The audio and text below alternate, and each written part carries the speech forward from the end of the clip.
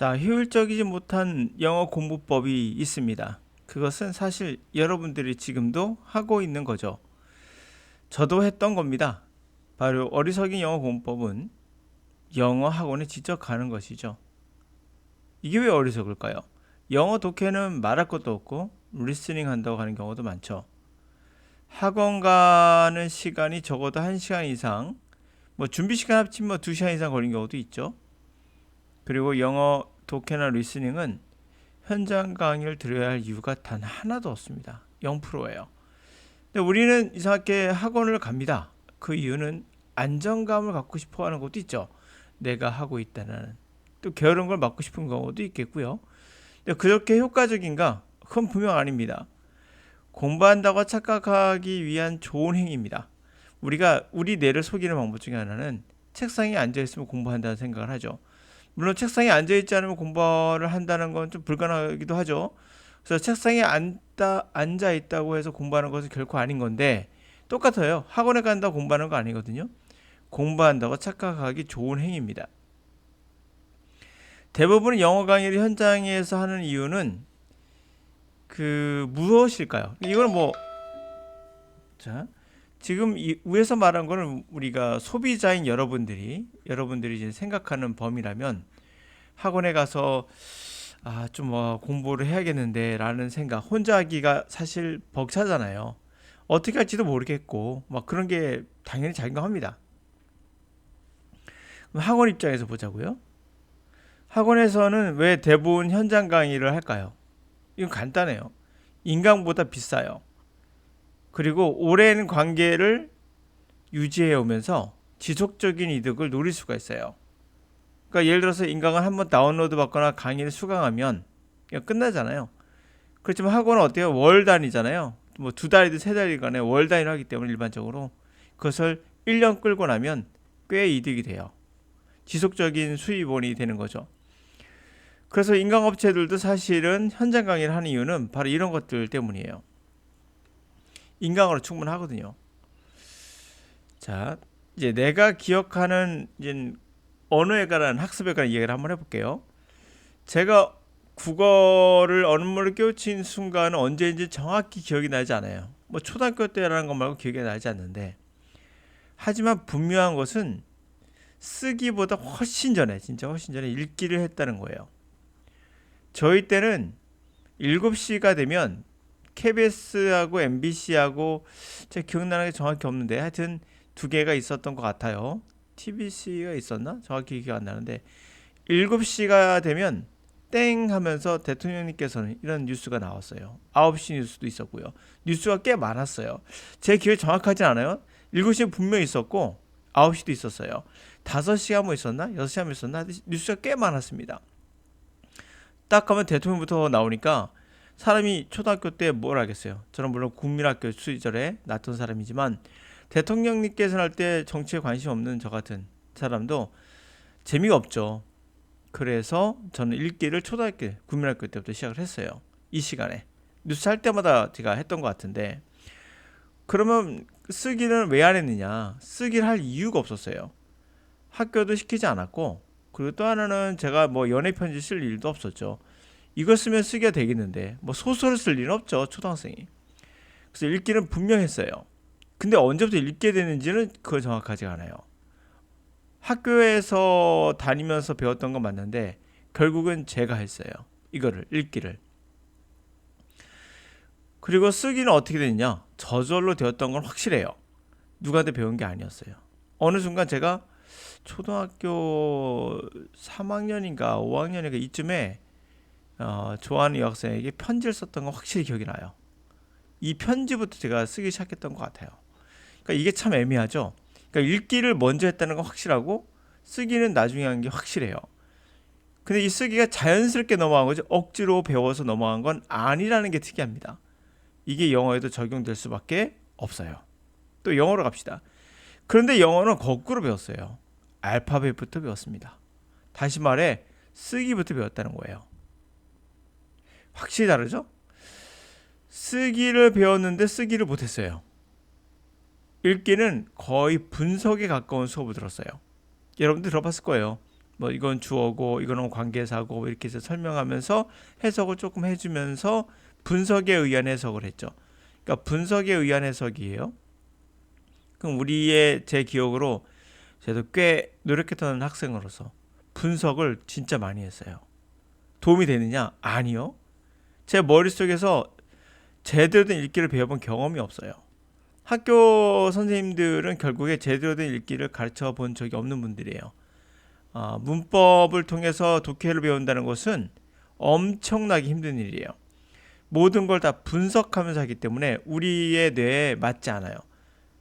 절대 맞지 않습니다. 그래서 읽기는 어떻게 제가 영어 독해겠죠. 영어라니까. 독해는 언제 깨우쳤느냐? 스스로 깨우쳤어요. 스스로 깨우쳤다니까요. 학교에서 도와준 게 없어요. 그리고 쓰기가 저절로 가능해지더라고요. 그러니까 독해가 되는 순간 어느 순간 독해를 계속 하겠죠. 하면서 쓰기를 할 때가 있었어요. 그때 물론 독해를 100으로 본다면 능력을 한 10% 되겠죠. 그다가 점점점 늘어갑니다. 20%, 30%. 독해는 우리 국어와 마찬가지로 영어도 같은 길을 걸었다 봐야 돼요. 그러니까 읽기를 스스로 깨우쳤어요. 국어가 똑같죠. 쓰기도 스스로 깨우쳤어요.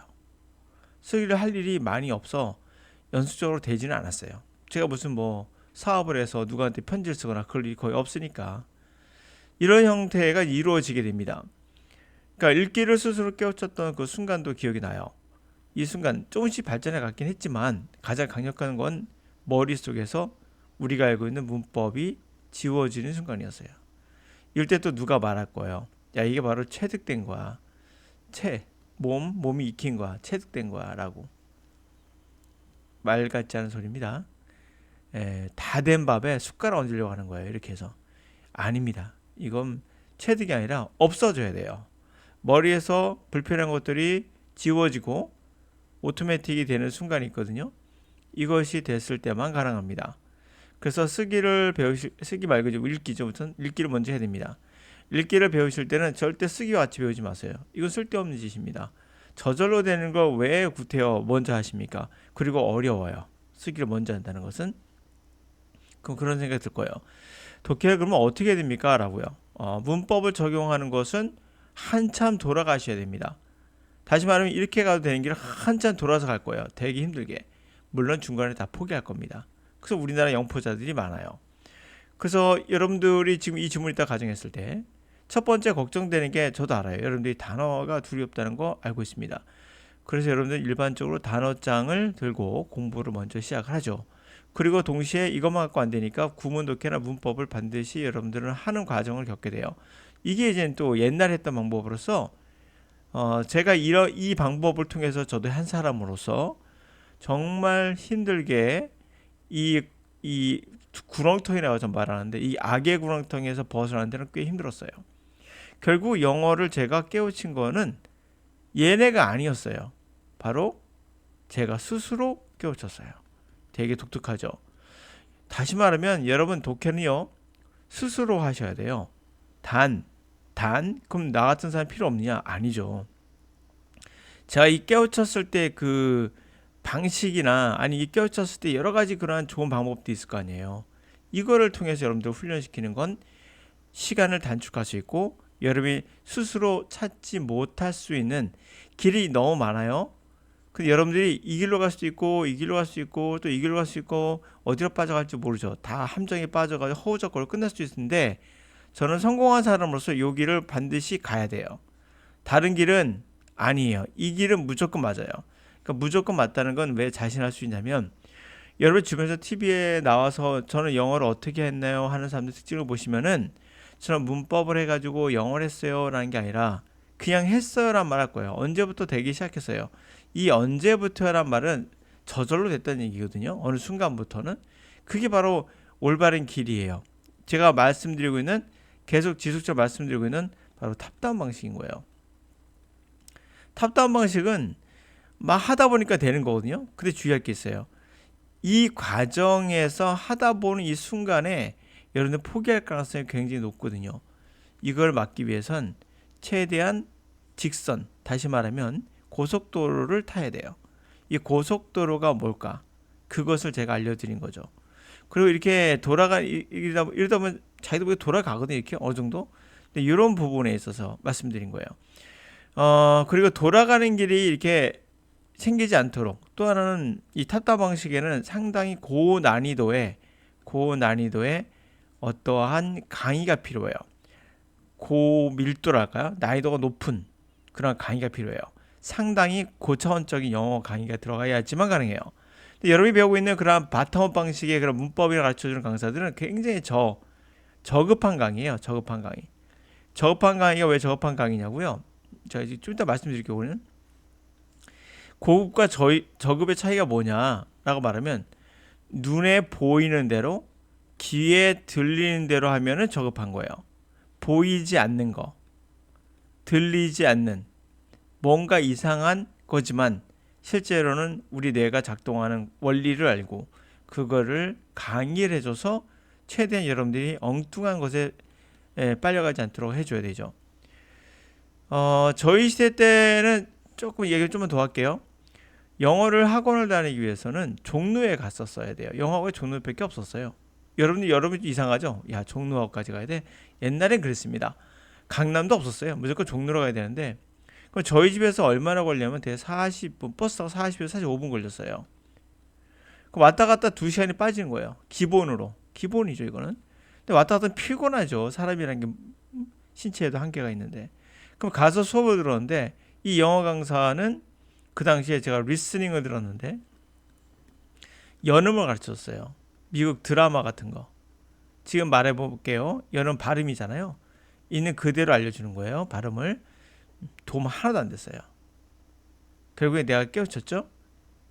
결국엔 제가 하는 겁니다. 스스로 했어요.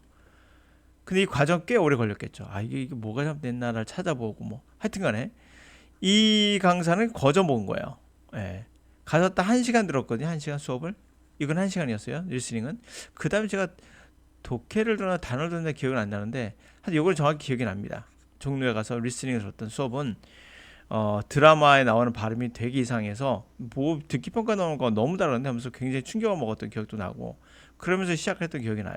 그러나 이 강사는 지금 돌이켜보니까 진짜 하자예요. 하자. 저급했어요. 저급해. 눈에 보이는 거, 귀에 들리는 거 그대로 가르쳐줬거든요. 누구나 하는 거예요. 예? 여러분 너무 어렵지 않아요? one, two 발음을 one으로 한다. 들리는 대로 가르쳐주면 누구나 할 수 있습니다. 근데 그 안에 숨어있는 뭔가 있어요. 그거를 찾아내는 게 어려운 거죠. 독해도 마찬가지예요. 눈에 보이는 그대로 가르쳐주면 아주 쉬워요. 자, 이제 다시 가서 그럼 독해를 어떻게 하라는 얘기냐. 내가 단어를 너무 모르는데 제가 누차 말씀드렸잖아요. 첫 번째 여러분들 해야 할 작업은 확인 작업이다. 사실 많은 단어를 알고 있다. 볼까요? 컴퓨테이셔널 컴퓨터 아시죠? 계산기 아니겠습니까? 뉴로 사이언스 아실 거고 어드밴스 아실 거고 아티피셜 인텔리전스 뭐 AI 너무 많이 들어서 아시죠? 이게 AI예요. 인공지능이 되겠죠. 모델 A, 모델 B 그 모델이요. 메서드는 방법. 애플리케이션 아니죠? 앱이라 컴퓨터에서 보면은 뭐 앱을 너무 요즘 뭐 핸드폰에 다 있으니까 애플리케이션은 이거예요. 적용, 응용이라는 뜻이고 메서드는 방법, 모델은 그 모델이에요. 그러니까 컴퓨터화된 뉴로사이언스죠. 컴퓨터 뉴로사이언스고 그것이 인공지능, 진화된 인공지능에 관한 이야기를 위한 그리고 그 모델과 그다음에 방법과 그다음에 응용과 적용에 관한 이야기입니다. 자, 그러면 로봇 하나씩 가볼게요. 로봇 모르는 간첩이죠. 프로그램 아시죠? 여러분들이 사실 이 프로그램 단어를 이 단어 몰랐다면 발음은 알 거예요. 프로그램이라는 단어 알거든요. 눈으로 모르죠. 그래서 단어를 찾을 때는 반드시 소리를 들어봐야 돼요. 요즘 뭐 단어 찾아가 툭 울리면 지가 알아서 네이버 같은 데서 소리를 내잖아요. 그러면 이게 그거였어? 소리로 구별할 수 있어요. 여러분들이 아마 상당히 50% 이상은 여러분이 아는 단어일 거예요. 그 소리를 꼭 들어보세요. 그만 이게 이 단어였어.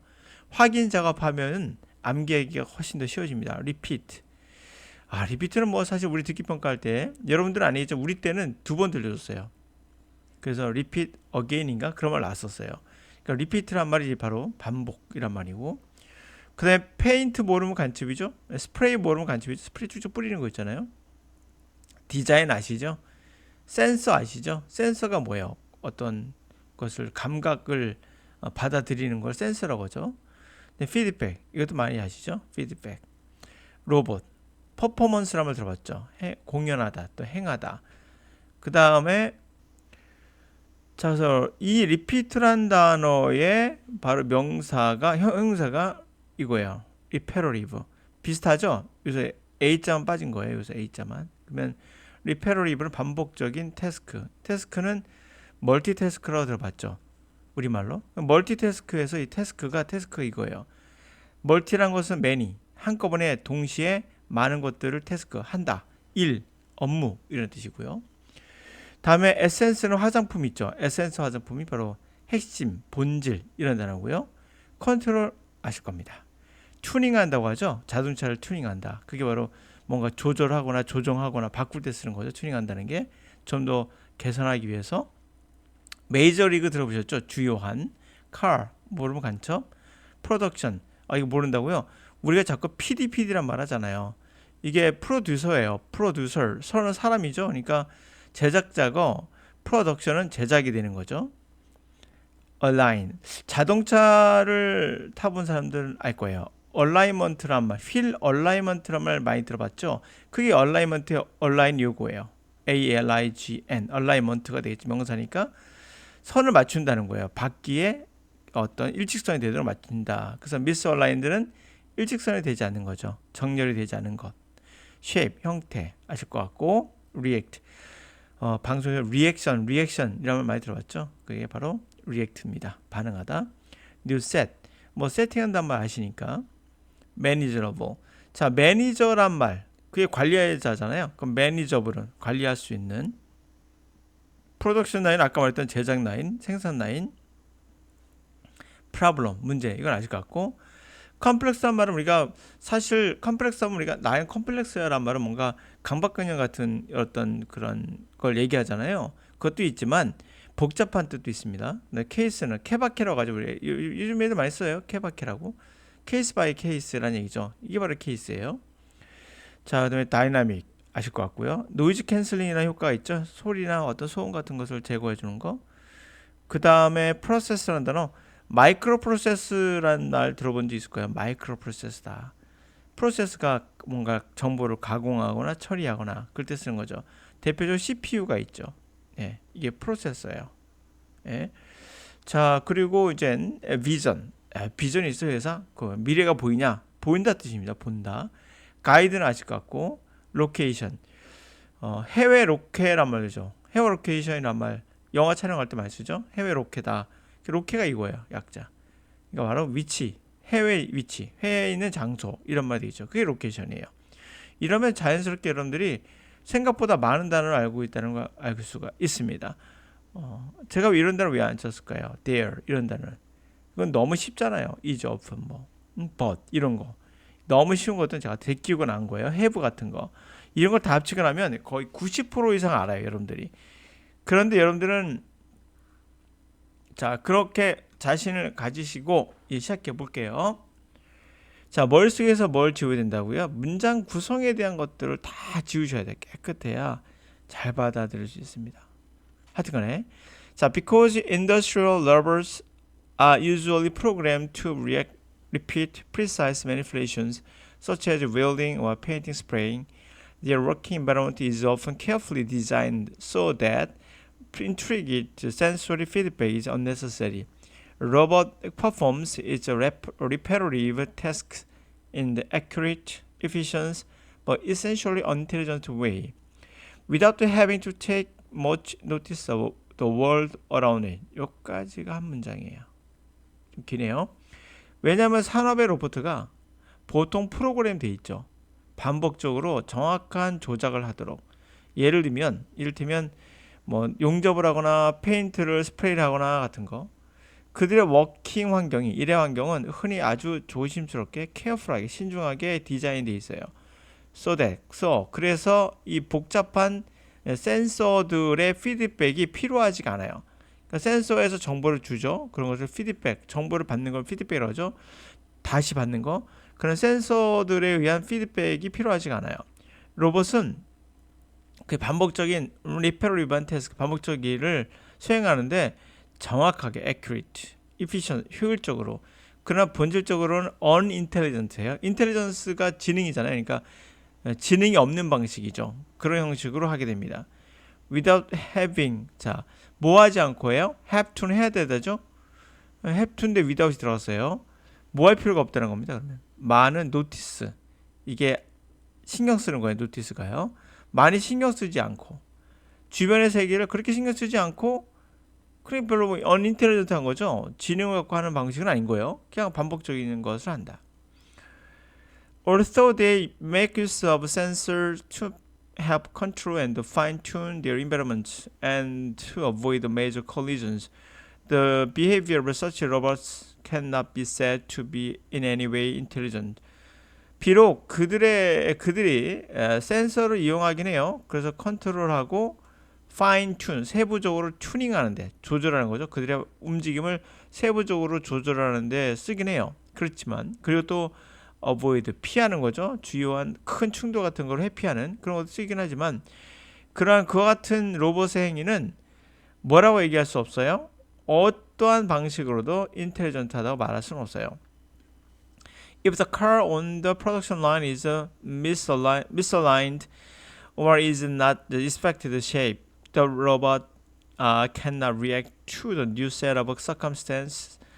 It can only repeat its pre-programmed movements. 만약에 자동차가 생산 라인에 있는 자동차가 정렬이 맞지 않거나, 그러니까 또는 예상했던 형태가 아니면 로봇은 react, 대처할 수가 없는 거죠. 새로운 세팅된 환경에 대처가 안 돼요. 리액션, 반응이 안 돼요. 그것은 단지 프리프로그램, 미리 프로그램된 움직임만을 할 수가 있거든요. While, 자, 그런데요. While these limitations are manageable in the highly controlled environment of production line, they become problematic if a robot is to be used in less structured and less predictable circumstances. 자, 근데 이러한 제한들이 관리가 가능해요. 매우 컨트롤되는 환경에서는요. 프로덕션 라인이, 제작 라인이, 생산 라인에. 그렇긴 하지만 그들은 문제가 돼요. 만약에 로봇이 어디서 이용됩니까? 덜 구조화된 structure, 덜 구조화됐다는 얘기는 체계가 잡히지 않은 거예요. 그리고 덜 프리딕트, 예상 가능하지 않는 환경에서는 문제가 됩니다. More complex cases involving untidy or dynamic or noisy environments or delicate manipulations of objects usually require more sophisticated sensory feedback and perceptual processing. For instance, the use of a vision system to help guide the robot to the desired location. 좀 더 복잡한 그런 케이스는 뭘 포함하는 경우가 있겠어요? untidy, 뭐 지저분해요. tidy, 깔끔하지가 않아요. 다이나믹해요. 그 노이즈, 굉장히 시끌벅적한 환경이 있어요. 또는 delicate, 섬세한 그런 조작이, 물체된 조작이과 관련된 그런 케이스에서는 보통 뭘 요구합니까? 좀 더 sophisticated, 복잡한 센서의 피드백이 필요해요. 그리고 perception은 지각이죠. 소리를 듣거나 보는 거. 이 지각적인 프로세싱, 정보 처리, 지각의 어떤 정보 처리 같은 것들이 필요합니다. 예를 들면 use of vision 시스템을 이용하는 거죠. 보이는 시스템이죠. 카메라 같은 비전 시스템을 이용해서 help guide 하는 거죠. 로봇이 원하는 그런 desired location, 원하는 위치에 가게끔 하는 데는 비전 시스템 같은 게 필요하거든요. 이 비전 시스템이 뭐죠? 우리의 지각, perceptual, 이거를 결국 프로세싱, 가공 처리해 줘야 되죠. 정보를. 센서에 대한 피드백도 받고요. 자, 이렇게 됐습니다. 자, 오늘 같은 이야기를 제가 누차하는 이유는 여러분들이 뭐 아쉽기 때문에, 사실 영어 공부하려고 학원에 가는 건 90% 이상이 학원에 가거든요. 이거 정말 어리석은 짓인데 우린 반복적으로 하고 있어요. 제가 종로까지 갔다고 했잖아요. 종로까지. 시간 엄청 낭비했고요. 도움되지 않았어요. 제가 혼자 한 게 더 나았어요.